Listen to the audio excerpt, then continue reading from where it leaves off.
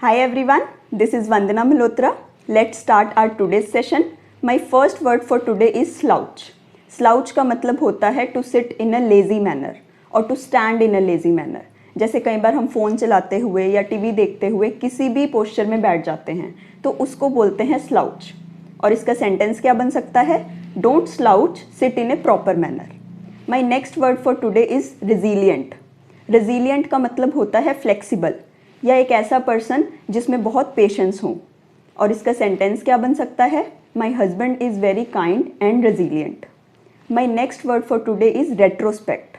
Retrospect का मतलब होता है बीती बातों को याद करना या पास्ट के इवेंट्स पे सोच विचार करना. और इसका सेंटेंस क्या बन सकता है? In retrospect I realize I have hurt her so much. My next word for today is martyr. Martyr का मतलब होता है शहीद.